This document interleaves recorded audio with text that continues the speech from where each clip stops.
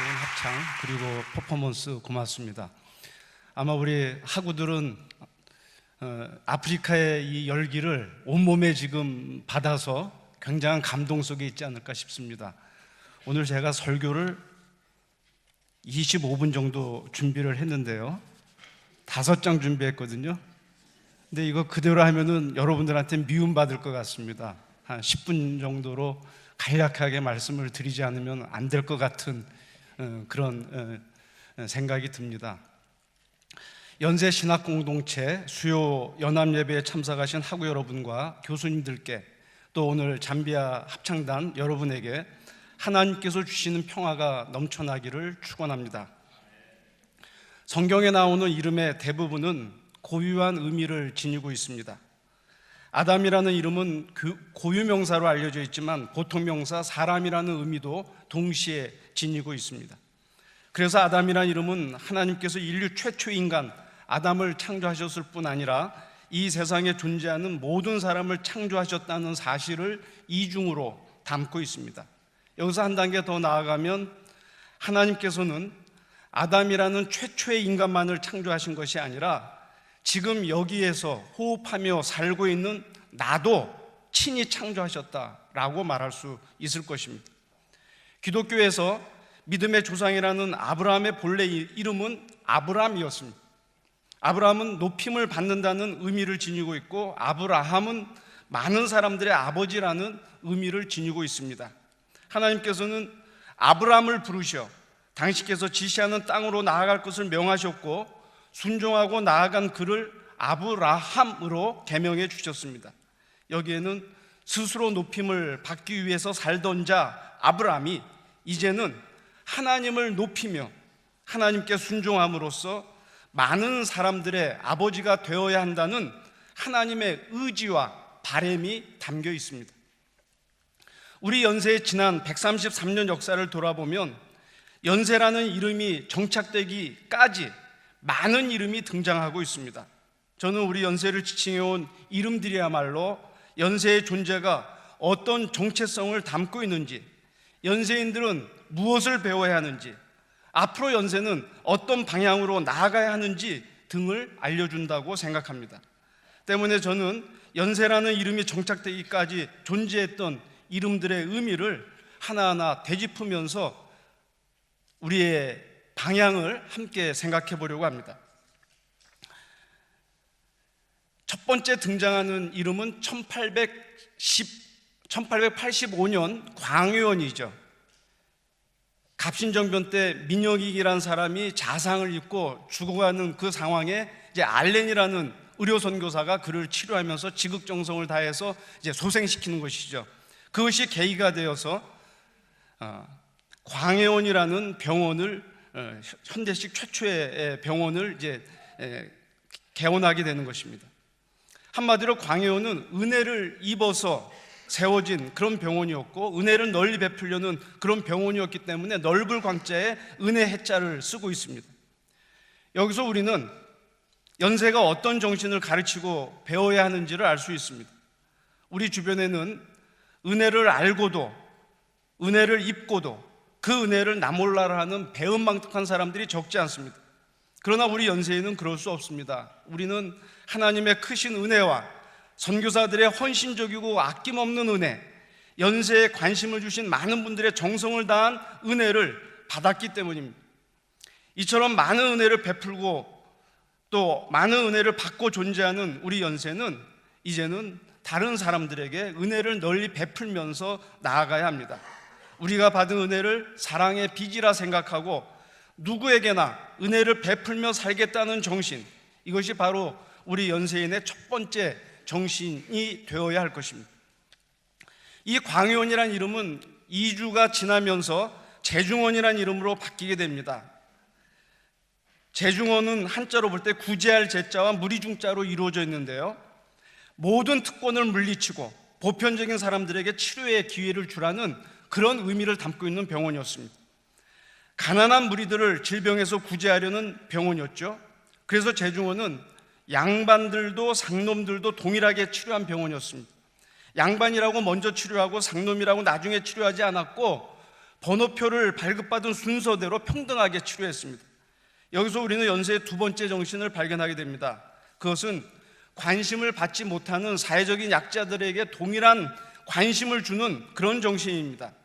이제 우리 연세에는 사회적 신분이나 빈부나 성별 등에 의해서 사람을 결코 차별하지 않는 보편적 사랑의 정신을 실천해 나가야 할 것입니다. 이 재중원이라는 병원은요, 세브란스 병원으로 이제 이름이 바뀌게 되는 것이죠. 에비슨 선교사라는 걸출한 카나다 출신의 의료 선교사가 안식년 때 1900년이죠. 그때 미국의 선교대회에서 현대식 병원이 필요하다라는 아주 간절한 호소 속에서 세브란스라는 장로가 이제 거금을 기부를 해서 이제 세브란스 병원을 짓게 되는 것입니다. 에비슨 선교사가 미국에서 자신의 선교 활동을 보고하면서 조선의 현대식 병원이 필요하다고 호소했을 때 마음이 움직여서 당시 4만 5천 달러 이상의 거금을 희사했던 분이 바로 세브란스 장로였는데, 당시 에비슨 선교사는 거금을 희사한 세브란스 장로에게 감사의 말을 전했습니다. 이때 세브란스 장로가 한 말이 우리가 기억할 만한 대목입니다. 받는 당신들의 행복보다 주는 나의 행복이 훨씬 더 큽니다. 우리 주변의 보통 사람들은 주는 것보다 받는 것을 좋아하죠. 그러나 세브란스 장로는 예수님처럼 그렇게 반대로 생각을 했어요. 그러므로 세브란스라는 이름과 함께 우리가 생각해야 되는 연세의 세 번째 정신은 자신의 능력과 지식, 자신의 모든 것을 자신을 위해서만 사용하고 누리는 것이 아니라 그것을 필요로 하는 사람들에게 즐거운 마음으로 나누겠다, 이런 정신으로 나아간다 말씀드릴 수 있을 것입니다.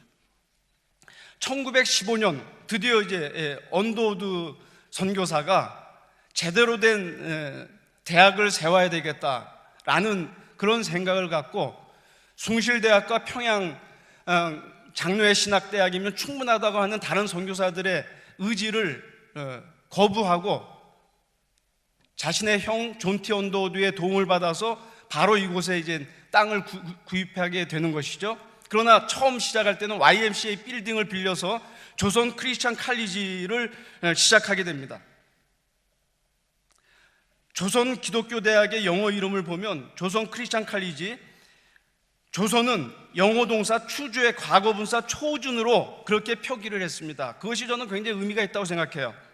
아마도 언더우드는 자신을 하나님께 선택된 사람이라고 생각했던 것 같습니다. 많은 사람들 가운데 하나님께 특별히 선택되어서 조선 땅으로 부름을 받았다는 그런 자각이었을 것입니다.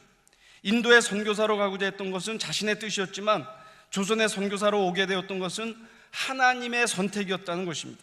또한 언더우드는 조선이라는 나라 역시 하나님의 선택을 받은 나라라고 생각했던 것 같습니다. 당시 조선은 메마르고 가난한 땅, 아무것도 보이지 않는 절망의 땅이었지만 하나님께서는 그런 조선을 선택하시어 머지않아 은총의 땅으로 만들어 주실 것을 믿었기 때문입니다.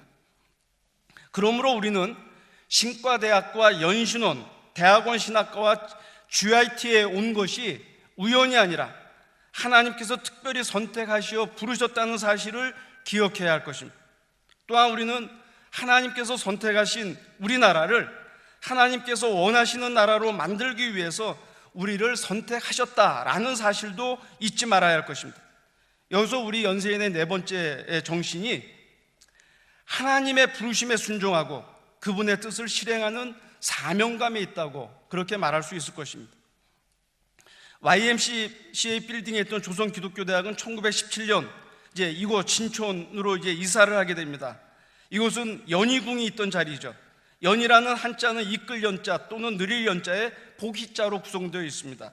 복을 누리는 것, 복을 확장하는 것이 연이라는 이름의 의미입니다. 지역 이름이 우리에게 준 이름이지만 참으로 의미가 큽니다.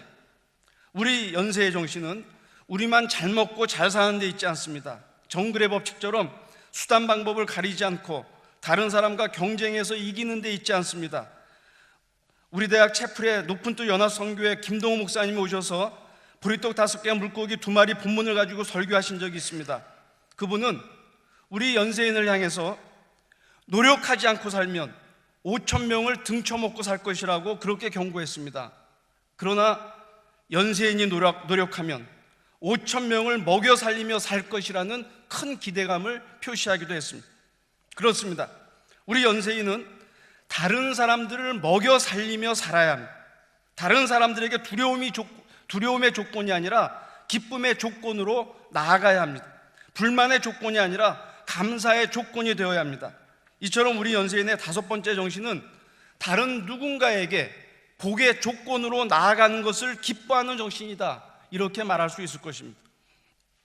끝으로 우리가 지금 사용하는 연세라는 이름에 대해서 생각해 보려고 합니다. 1946년 연희전문학교는 연희대학교로, 1947년 세브란스 의학전문학교는 세브란스 의과대학교로 각각 승격되었는데, 두 대학교는 1957년 연세대학교로 합병하게 되었죠. 연세를 구성하는 한자는 이끌 연, 느릴 연자에 세상 세자, 시대 세자로 이루어져 있습니다. 이를 조합하면 연세는 세상으로 나아간다는 것입니다. 세상을 이끈다는 것입니다. 삶의 지평을 자기 안으로 수축하지 않고 세상으로 확장한다는 것입니다. 또한 시대를 이끈다는 것입니다. 시대 정신을 읽고 가장 필요한 길로 나아간다는 것입니다. 한마디로 새로운 시대, 새로운 세상을 만드는 대학이라고 그렇게 말할 수 있습니다. 용재 백낙준 선생님께서 말씀하셨듯이 연세는 연세인의 연세요, 민족의 연세요, 세계의 연세입니다. 우리 연세는 연세라는 울타리 안에만 머물러 있을 수 없습니다. 분단의 아픔을 지닌 이 시대에 민족의 연세, 통일의 연세로 기여해야 하기 때문입니다. 또한 우리 연세는 세계를 하나님께서 원하시는 세계로 이끌어가는 그런 선봉에 서야 합니다.